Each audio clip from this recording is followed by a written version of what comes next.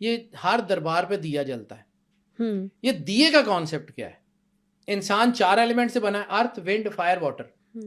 دیا مٹی کا دیا، ٹھیک ہے، آپ کا ارتھ کا ایلیمنٹ. اس کے اندر جو آئل ہے وہ لیکوڈ، وہ واٹر کا ایلیمنٹ. اس کے اندر جو لگائی جاتی ہے وہ آگ، وہ فائر کا ایلیمنٹ. اس کے بعد جو دھواں نکلتا ہے یہ ہوا گرم ہو کے اوپر اٹھتی ہے، وہ ایلیمنٹ. دیے میں تو 4 ایلیمنٹ ہے جو انسان کے ساتھ جڑے ہوئے ہیں.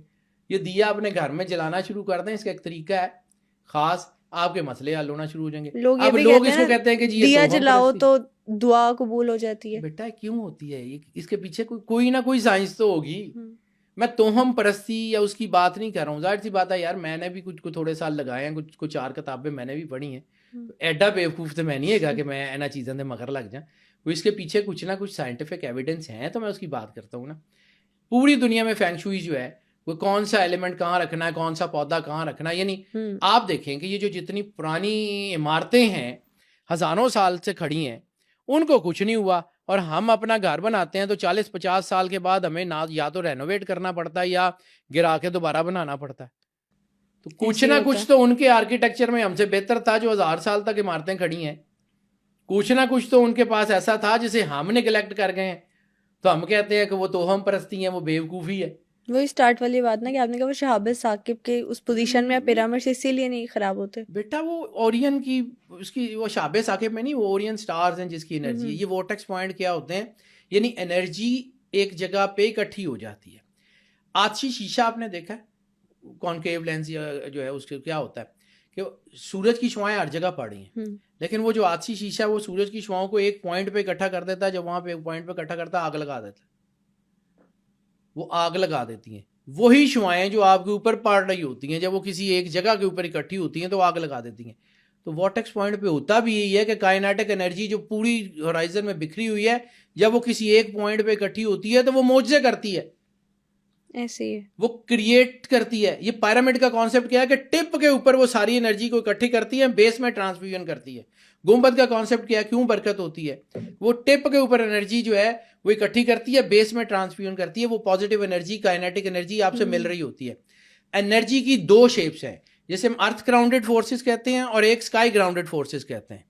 ارتھ گراؤنڈنگ فورسز یعنی زمین کے اندر آپ نے اکثر عمارتوں کے اوپر وہ دیکھا ہوگا کہ آسمانی بجلی گرتی ہے تو انہوں نے اینٹینا سے لگایا ہوتا ہے اور اس کے ساتھ وہ لوہے کی پٹی نیچے آ رہی ہوتی، کاپر ہوتا ہے عموماً، وہ نیچے تک آ رہی ہوتی ہے اور زمین کے اندر چلی جاتی ہے.